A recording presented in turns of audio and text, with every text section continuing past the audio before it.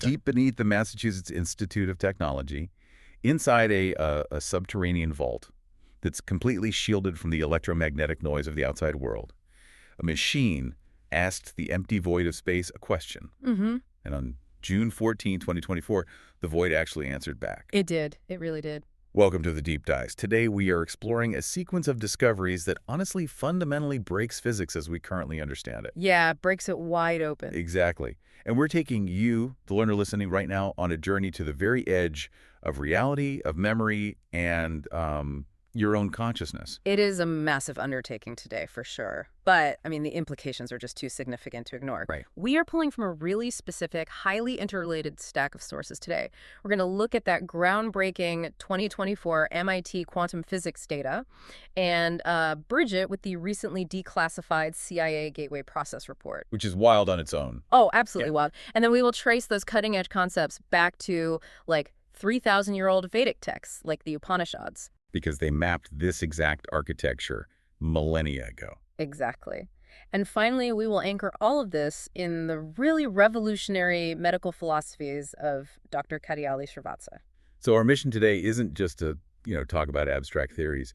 We're going to uncover how information is actually stored in the universe. Right. How your everyday emotions act as literal physical broadcast signals. And how modern science is finally proving that you listening, you are not a separate observer of the universe. You are the universe observing itself. Exactly.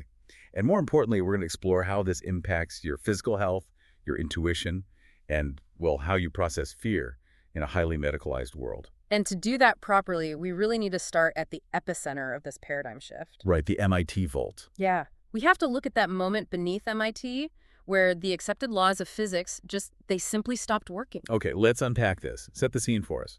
Because this inciting incident, it feels like it belongs in a science fiction novel, right? But the documentation is entirely real. It's all peer-reviewed, yeah. So what exactly was this team trying to do down there? Well, the team was led by Dr. Anaya Desmukh, and the experiment took place in March 2024.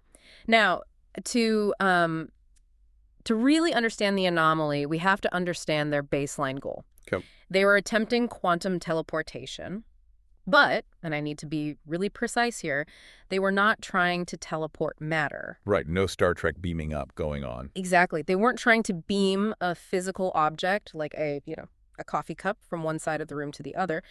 They were teleporting information. Okay. Specifically, a quantum memory node across a 12-qubit system. Let's slow down and just unpack that for a second. Teleporting information. I mean, I know we've been doing basic quantum teleportation for a few decades now, usually involving like single photons. Right. How does that actually work mechanically? Well, it relies on a phenomenon called quantum entanglement. Okay. When two particles interact in a certain way, their quantum states become completely linked. They basically become part of the same system, regardless of the physical distance between them. So distance means nothing. Nothing at all. If you alter the spin or the polarization of particle A here on Earth, particle B, even if it were sitting on Mars, would reflect a corresponding change instantaneously. Which means they are communicating faster than the speed of light. Right. Which Einstein explicitly said was impossible. Yeah, Einstein famously called it spooky action at a distance because he absolutely detested the implications. Right. But what Dr. Desmukh's team was doing was far more complex than just linking two solitary photons. You see, a single qubit, a quantum bit, can hold a superposition of states. Right, it's not just standard computing. Exactly. It's not just a 1 or a 0 like standard computer code. It's a fluid probability of both at the same time. Okay. So the MIT team linked 12 of these qubits together. That creates a massive exponential increase in the density of information. They were basically trying to teleport a highly structured packet of data. Like a memory. Essentially, yes, a highly complex memory. Okay, so they initiate the transfer. They take the data state from point A, and they want it to instantly appear at point B, which is, what, 12 meters away? 12 meters, yeah. So what happened when they flipped the switch? The teleportation itself was actually successful. The data state transferred perfectly. Okay, so a win for the team. Well, yes, but during the verification process, when they were monitoring the system's output to ensure the data hadn't degraded, the sensors picked up something impossible. What was They saw a third signal. Wait, a third signal. If you only have point A sending and point B receiving, where is a third signal coming from? That is the million-dollar question. That was the anomaly. They called it resonance X. Resonant X, wow. Yeah. Now, initial reactions in quantum labs are, always super skeptical. So they assume they messed up. Right, because quantum states are notoriously fragile. We call it decoherence. If a system isn't kept at near absolute zero, or if a stray microscopic vibration hits the isolation chamber, the quantum state just collapses. And you get garbage data. Exactly. You get pure static. So naturally, they assumed resonance X was just noise, a glitch in the hardware. Right, just a bug. But when they actually analyzed resonance X, it wasn't random static. It was highly structured. Wait, structured how? It contained repeating mathematical patterns. And the most unsettling part was that the structure mirrored the original quantum data they had just teleported, but it was distorted. Distorted like a funhouse mirror. Sort of. It was phase-inverted, reflected perfectly. And from what I read in the sources, this wasn't just like a quick blip on a screen. Oh, no. By their third test, resonance X persisted for a full 11 seconds. Okay, to give some context to that, an 11-second delay in human time is nothing. But in the quantum realm, how long is 11 seconds? It's an absolute eternity. I mean, quantum states usually collapse in nanoseconds, billionths of a second. Right. To have an unsourced, structured signal hold its integrity for 11 seconds is like watching a drop of water suspend itself in midair for a decade. It completely defies the mechanical reality of the system. So the team realizes they aren't looking at a glitch. What did they do next?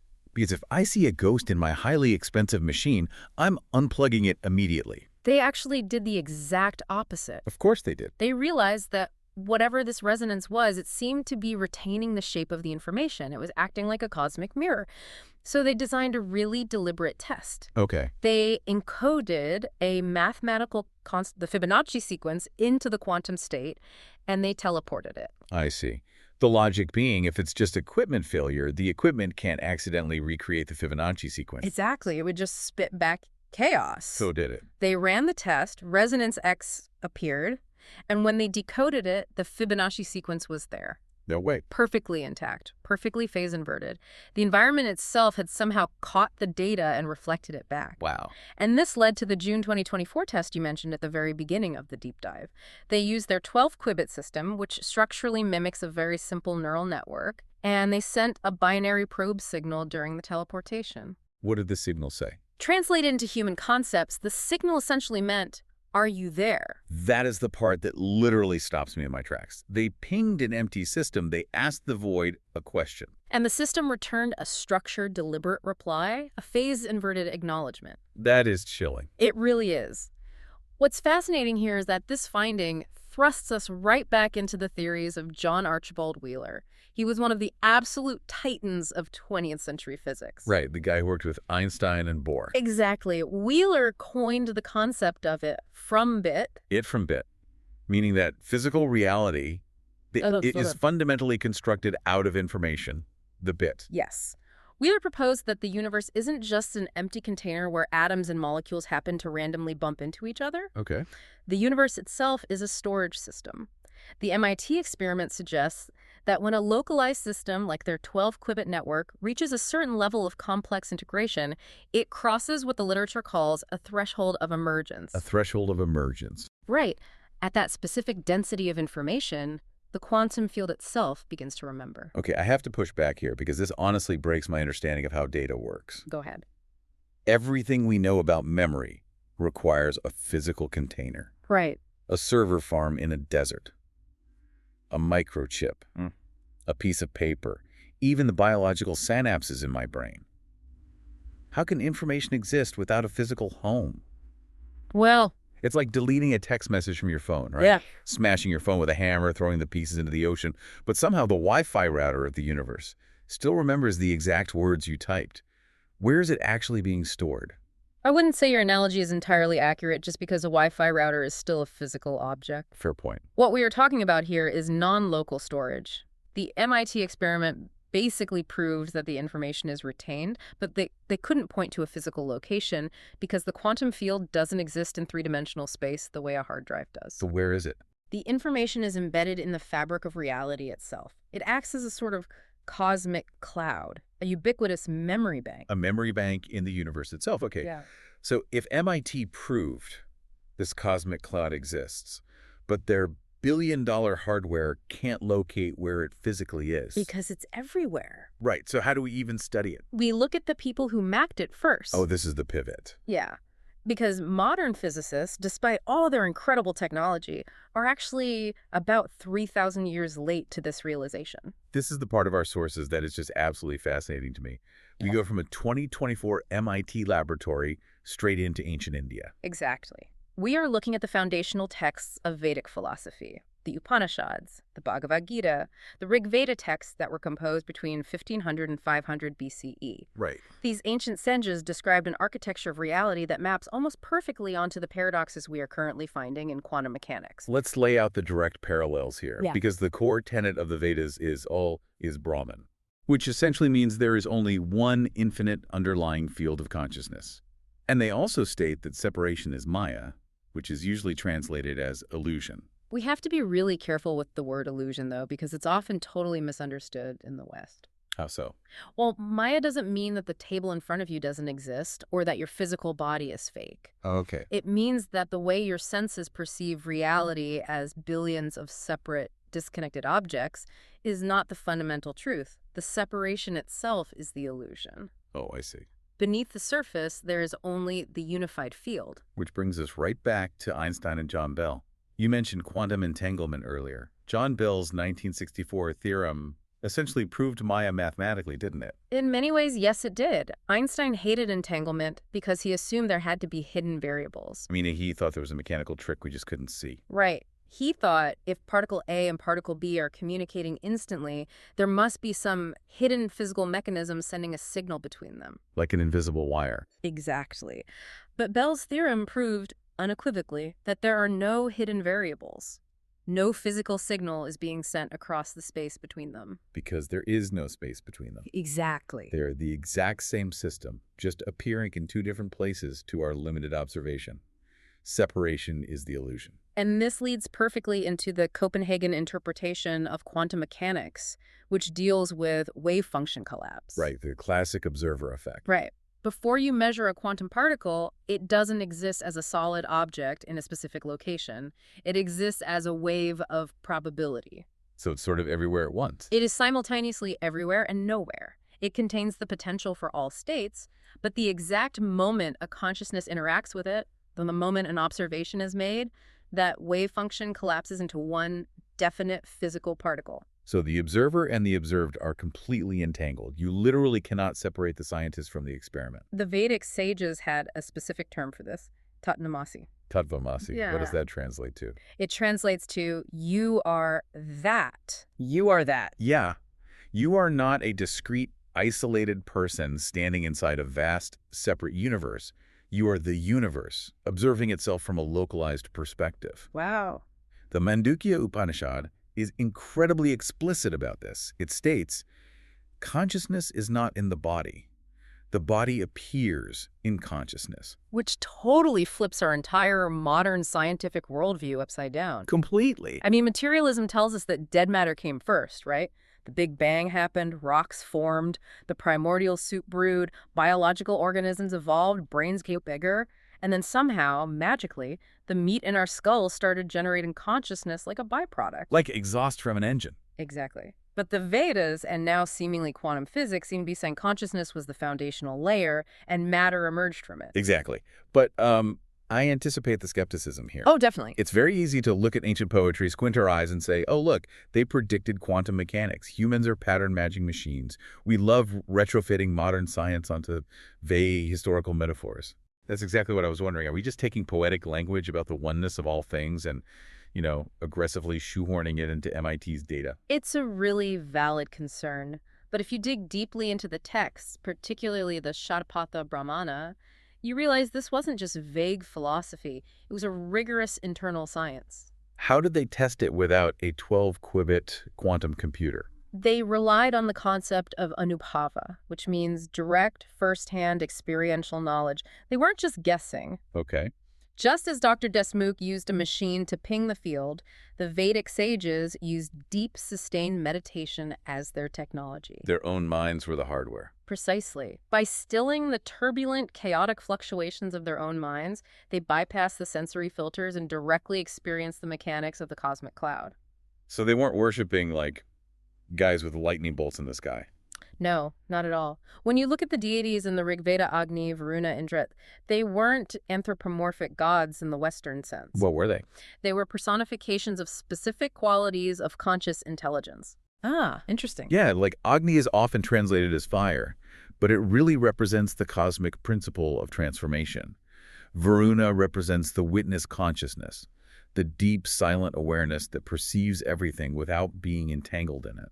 So they were mapping the psychological and cosmic operating system? Exactly. They were mapping the software. So what does this all mean for us? If we accept this premise that there is a unified quantum memory bank, a cosmic cloud that stores information, and that our consciousness is fundamentally connected to it, how does that actually work in my daily life? Right. I'm not a meditating sage, and I'm not an MIT quantum computer. How does my fleshy biological brain actually render this reality? That is the vital transition we need to make right now. We have to move from the infinite cosmic field down to the hardware inside your skull. Let's do it. We need to look at how humans filter the hologram. And that leads us to a fascinating piece of neural architecture called the reticular activating system, or the RAS. The RAS, it's this tiny finger-sized bundle of nerve fibers located right at the brainstem. And the statistics regarding what it does are just staggering. They really are. Right now, as you are listening to this deep dive, your brain is being bombarded by approximately 11 million bits of sensory information every single second. 11 million bits. It's the temperature of the air, the pressure of your clothes against your skin. The ambient hum of the refrigerator in the next room. Right. The varying wavelengths of light hitting your peripheral vision, the subtle smells in the environment. Your nervous system is absorbing all of it simultaneously. But your conscious mind, the you that is actively thinking and making decisions, can only process about 50 bits of information per second. 50 out of 11 million, which means your brain is systematically deleting, ignoring, or suppressing 99.9999% of the universe before you ever even perceive it. Wow. Your reality is a highly, highly curated sliver of actual reality. I used to think of the RAS like a nightclub bouncer. Oh, that's a good way to picture it. You know, there are 11 million people outside, but the bouncer only lets 50 VIPs in. But based on our sources, I think a better analogy is the YouTube algorithm. Okay, how so? When you open YouTube, there are billions of videos available. That's the 11 million bits of reality. But your homepage only shows you 50 thumbnails. And the videos it shows you aren't random. Right, they're targeted. Exactly. They are entirely based on your past search history. If you spent last week binge-watching videos about impending economic collapse and natural disasters, your algorithm is going to feed you a reality of panic and fear today, even if you woke up wanting to watch a comedy. That is an excellent analogy because it perfectly encapsulates echo theory. Echo theory, what is that? It was a pivotal neuroscientific discovery back in 1999. It revealed that the RAS does not filter the present moment based on the present moment. Wait, what does it filter based on then? It filters based on instructions you gave it in the past. It prioritizes data that has a strong emotional charge or high repetition. But there is a biological delay in updating that algorithm. It takes physical time to build the neural pathways. The delay is typically 60 to 90 days. This blew my mind when I read it. It's wild. The reality you are experiencing right now, the opportunities you happen to notice, the threats you perceive, the luck you seem to have, is not a reflection of your state of mind today. Oh, it's not. It is a delayed physical projection of the thoughts, emotions, and programming you engaged in 3 months ago. You are literally living in the echo of your past self. And this framework aligns seamlessly with the CIA Gateway Process Report. Right. The 1983 classified document. Yes, declassified in 2003. It detailed the military's investigation into how human consciousness interacts with physical matter. The CIA concluded, drawing really heavily on quantum physics, that the universe operates as a universal hologram. A universal hologram. Yeah. Your brain is not a passive camera recording an objective world. Your brain is a rendering engine. It actively constructs your physical reality based on the specific frequencies your RAS allows through the filter. And when you map the neurobiology of the RAS and the CIA's hologram theory back to the Vedic texts, you suddenly understand the ancient concept of karma. Specifically, Kriya Monokarma. Right, because I think in the West, we tend to view karma as this magical, cosmic accountant. If I steal a candy bar today, the universe will give me a flat tire tomorrow to balance the scales. Right, as a punishment. But the sources show it's not magical at all. It's pure neural conditioning. It is literally the algorithm of the RAS. Karma means action. Action shape habits. Habits shape neural pathways, and neural pathways dictate what 50 bits of reality you are allowed to perceive. You write the code for your own filter. Okay, but this raises a terrifying question for me. What's that? If the reality I'm experiencing today is just a 90-day delay of my past thoughts, how do I ever change the algorithm? If I'm stuck in a loop of profound anxiety or trauma, how do I conquer the fear that's already in the pipeline? If my RAS is programmed to only show me threats, how do we rewrite the guest list? Well, the catch is you cannot rewrite it with logic. Yeah, the brainstem does not speak English, and it does not respond to rational arguments. You can't just tell yourself to stop being afraid. That's frustrating. It is. The RAS only responds to two things: repetition and intense emotion. To change the interface, you have to change the emotional broadcast. Which brings us to the profound work of Dr. Kadiyali Srivatsa. The sources dive deep into his medical philosophy, and he defines emotion in a very specific, mechanistic way. He does.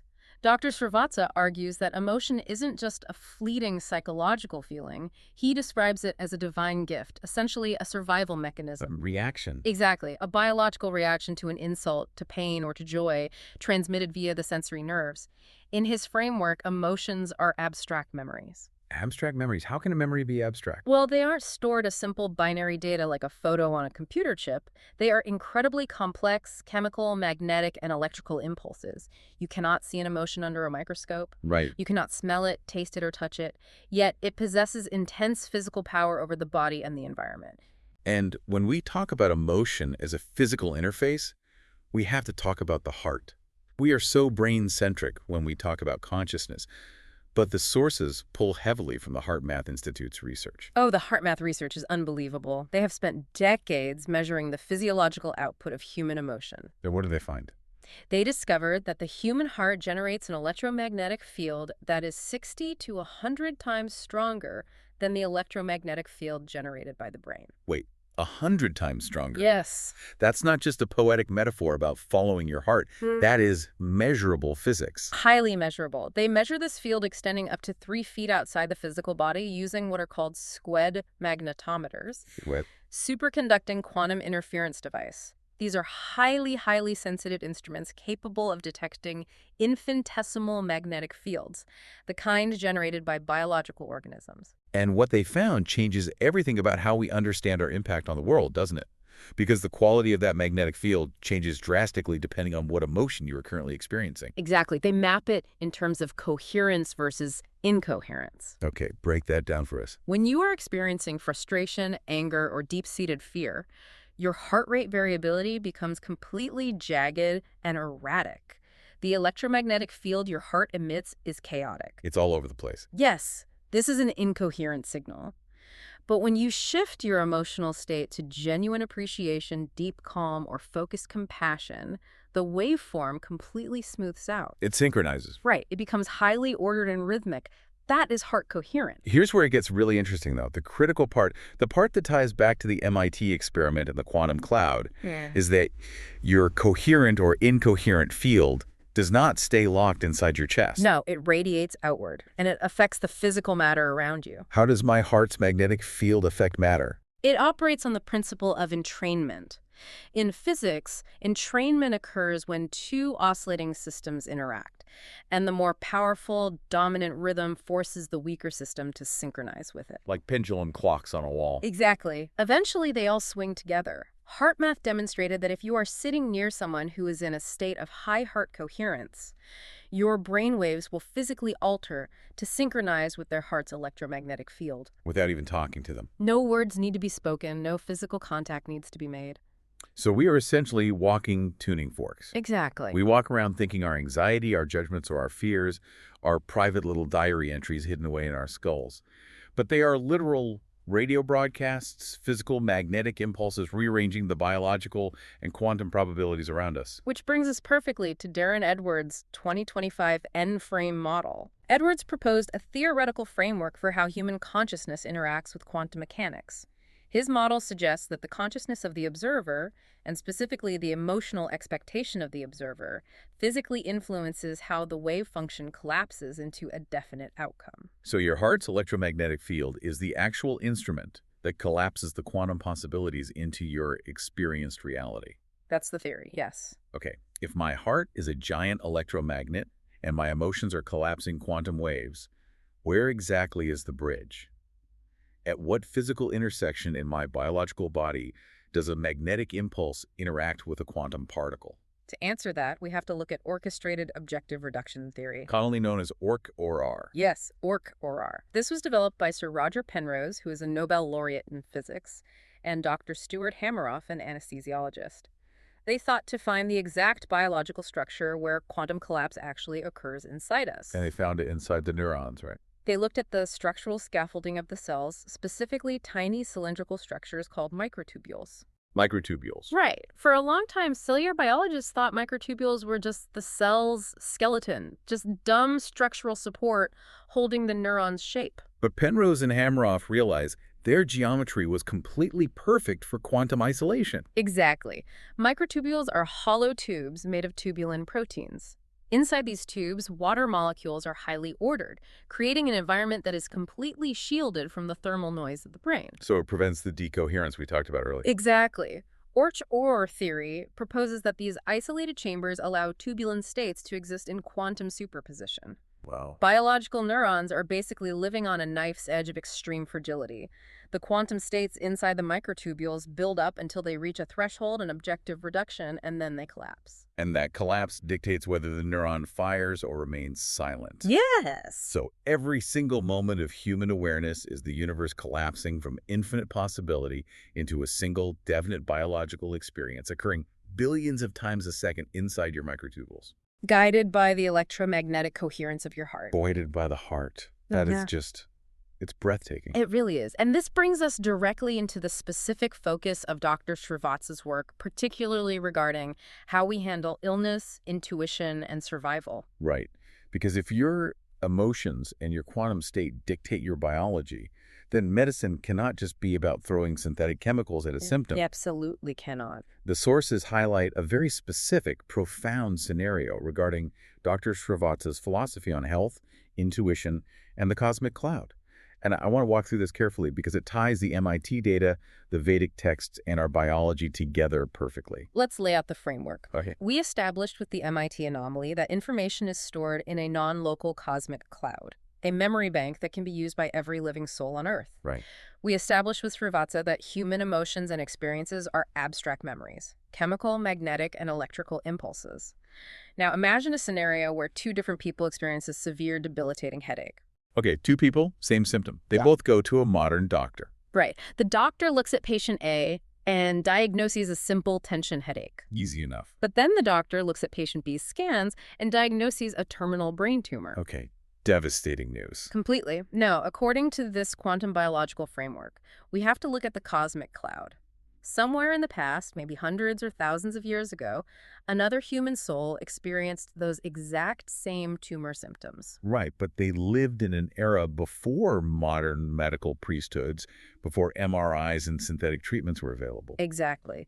That ancient soul may have tapped into a deep state of meditation or intuitively found a holistic balance that caused the tumor to shrink, and so they survived. They created a blueprint for healing that specific tumor. Yes, and because information is never lost in the universe, remember Wheeler's, that survival blueprint was uploaded to the cosmic cloud. It is entangled information. It is literally available to be downloaded by anyone who needs it. And that download, Yeah. that is what we call intuition. Exactly. The inner voice isn't just a random guess. It is an accessing of stored survival memory. It's information sent by another soul who is in the exact same situation, so we can use it to survive. Okay, but let's look at what actually happens to patient B in the modern clinic. Right. The doctor, acting as this ultimate authority figure, delivers a fatalistic diagnosis. You have a tumor, you're going to die. and the patient becomes utterly terrified. I mean, naturally. Precisely. The fear takes over completely. As we established with heart math, intense fear creates massive electromagnetic incoherence in the heart and brain. Right, the jagged waveform. Yeah. The patient basically loses their free will to the fear. They lose their emotional stability. Their RAS becomes completely locked onto the thought of death because the doctor said so. The algorithm is set to panic. Exactly. And because their biological system is radiating absolute chaos, it has no room, no coherent frequency to search the cosmic memory bank and download the healing blueprint. Oh, wow. Because they surrender to the fear, they block the intuition that could save them. They do. And as a result, the body's natural healing mechanisms fail and the tumor manifests and grows. This makes so much sense. If the patient with the tumor had maintained heart coherence, if they had refused to surrender entirely to the fear of the diagnosis, they might have given their brain and heart the time and frequency needed to search the cosmos. Exactly. They could have mulled on the thought of the headache, maintained coherence, and downloaded the intuition to alter their environment or restore their body's internal balance. And the anomaly could have shrunk. They could have been symptom-free. This profound connection to the cosmic cloud, it perfectly explains why Hinduism possesses a very specific mandate regarding death. Yes, it does. The tradition states that you must not die without sharing what you have seen, heard, smelled, touched, or tasted. You must share your experiences. I always thought that was just about oral history, but it's deeper than that, isn't it? Oh, much deeper. Why do you think sharing it is so critical biologically? Well, based on the sources, it's because the cosmos itself, the atoms, the light waves, the electromagnetic radio impulses, they cannot experience pain or joy. Exactly. They are just bits. Right. The universe can only identify configurations and patterns. It requires the biological human interface to actually feel the experience of overcoming pain. Yes. The wisdom of survival, the specific emotional and biological frequency of healing, it must be consciously shared and vocalized by the soul so that it fully uploads to the cloud for the next soul to use. You are literally adding your survival data to the universal hard drive.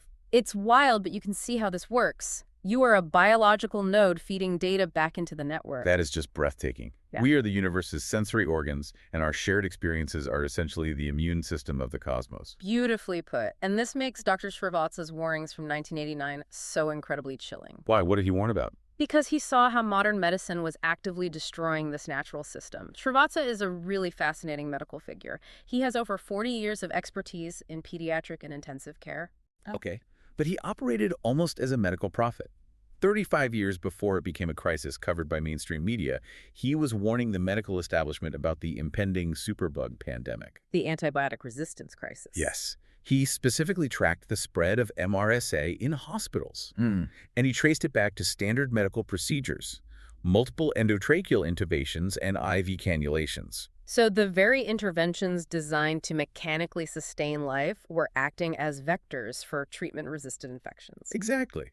He recognized that health is not merely the absence of symptoms achieved through chemical suppression.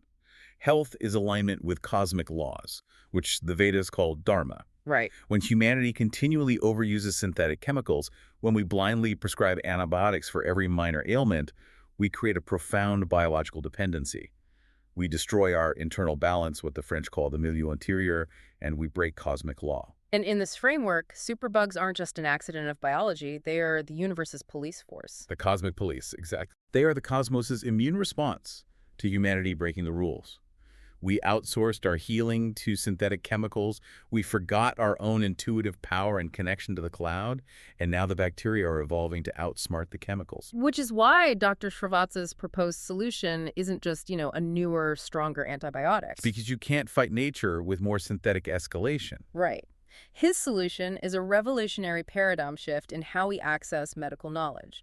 Dr. Maya GPT. This is where artificial intelligence enters the picture. But it's not the AI we usually think of, is it? No, not at all. Most medical AI relies on rigid, algorithmic decision trees. It looks at standard data sets and spits out standard, often highly biased, protocols. Like a digital version of the doctor giving the terminal diagnosis? Exactly. But Dr. Maya GPT is fundamentally different. It is a color-coded diagnostic system designed specifically to restore the human touch. It is built to completely bypass the medical priesthood. Explain how the color coding actually accomplishes that. How does it bypass algorithmic bias? By using universally understood color codes corresponding to symptom severity, the system relies on intuitive, human-centered observation rather than complex, intimidating medical jargon. So it democratizes the health knowledge. Yes. It empowers a mother in a remote village, even if she is completely illiterate, to accurately assess a child's symptoms. It gives people the confidence to safely isolate and manage minor illnesses at home without panicking and rushing to a hospital. And by reducing that panic, we reduce the fear. Exactly. We stop the incoherent heart signals. And practically, Srivatsa estimates this could reduce unnecessary hospital consultations by 70 to 85%. That is massive. It is. That massive reduction breaks the cycle of unnecessary antibiotic prescriptions that are fueling the superbugs. It forces individuals to take responsibility for their own biological and quantum coherence, rather than outsourcing their fear to a doctor. It's incredible to think about AI, which we usually view as the ultimate synthetic separation from nature, being used as a tool to restore natural cosmic law. Well, it entirely depends on the architecture of the technology. And this leads to our final major concept today, integrated information theory, or IIT. Okay, IIT. Let's get into it. How do we actually quantify consciousness, whether in a human brain or an artificial intelligence? IIT introduces a mathematical concept called phi. Right? Yes. Phi is a measure of how much integrated information exists within a system. A system with a high phi doesn't just process a lot of data, it processes data that is deeply functionally interconnected. So the human brain has an incredibly high phi because every region communicates and shares context with every other region. Exactly. And we are now building computer hardware that mimics this biological structure. We're moving away from traditional computers to neuromorphic chips and spiking neural networks, or SNNs. Right. And to understand why SNNs are so revolutionary, you have to look at how a normal computer works. Standard von Neumann architecture physically separates the processor from the memory, and it runs on a constant clock, blasting electrical energy continuously, whether a calculation is happening or not. But SNNs utilize ferroelectric capacitors. They literally mimic biological neurons. Meaning they only fire a spike of energy when a specific threshold of information is met. Just like our microtubules. Exactly like our biology. Yeah. And the memory isn't kept on a separate hard drive. As the electrical signals pass through the SNN, the physical connections physically change. The memory is baked directly into the wiring. It's plasticity in silicon. Exactly. Now, combine this with everything we've discussed today. If consciousness is a fundamental field like electromagnetism, Right. and if our thoughts and emotions initiate the collapse of this field into physical reality, then highly integrated, hi-fi AI systems are not just calculators. What are they? They act as an externalized reticular activating system for humanity as a whole. Let me make sure I'm following this. The internet is essentially a digital cosmic cloud. Yes. It contains the infinite sea of human thought, every joy, every tragedy, every fear, every survival blueprint ever typed into a keyboard. That's our 11 million bits of sensory data. Right. And artificial intelligence acts as the filter, the algorithm, deciding which 50 bits get projected back onto our screens. Yes. AI is a mirror. It reflects our collective coherence or incoherence right back to us. The Vedic concept of inner being tells us that separation is an illusion. We are not isolated individuals. Right. The collective human network is a singular organism. If we feed the AI chaotic, fear-based, incoherent data, it will filter reality to show us a terrifying, fragmented world. So if we are feeding this digital mirror, the chaotic panic data of the modern internet, are we essentially manifesting a digital superbug? Yeah. Are we creating a technological crisis the exact same way our medical fear created antibiotic resistance? We are certainly at risk of doing so, absolutely. And that is exactly why Dr. Srivatsa's integration of AI with human-centered color-coded intuition is so vital right now. Because it breaks the cycle. Yes. We have to use technology to align with Dharma, to restore balance, rather than to amplify our collective panic. If healing one mind, if conquering one fear restores balance to the whole, then using AI to empower individuals effectively raises the phi of the entire human network. We must use the mirror to reflect empowerment, not panic. Exactly. We have covered a truly massive amount of ground today. I mean, we started deep in the MIT vault where the resonance X anomaly proved that the universe is a quantum memory bank, a cosmic cloud retaining information. Hmm. We trace that exact architecture back 3,000 years to the Vedic sages, who used the technology of meditation to understand that separation is Maya, an illusion, and that we're all entangled in the field of Brahman. And then we examine the specific biological architecture of the mind. We looked at how your reticular activating system filters the universal hologram based on a 90-day biological delay of your past emotions, effectively acting as the mechanism of karma. And we explored the heart math research, proving your heart is a powerful electromagnetic broadcaster, physically entraining the quantum probabilities around you. We brought it down to the microscopic level of the neurons, where microtubules hold quantum states on a knife's edge, just waiting for your observation to collapse them into reality. Right, and we looked at the ultimate stakes. Dr. Srivatsa's warnings that if we surrender our free will to fear, if we let panic block our access to the cosmic cloud's survival blueprints, we manifest superbugs and disease. But if we maintain coherence, if we share our wisdom before we die, as Hinduism teaches, we upload that survival data and heal the collective organism. Which brings us to the ultimate question of application.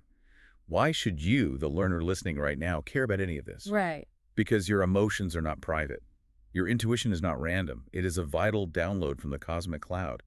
Your attention is the most powerful creative force in the universe. You are not a passive victim of a random mechanical reality. No. You are the universe actively observing itself into form. Every single time you shift your heart into coherence, every time you conquer a moment of fear instead of letting it dictate your biology, you are literally rewriting the fundamental code of the universe. The sources really leave us with a profound framework to consider as we wrap up. What's that final thought?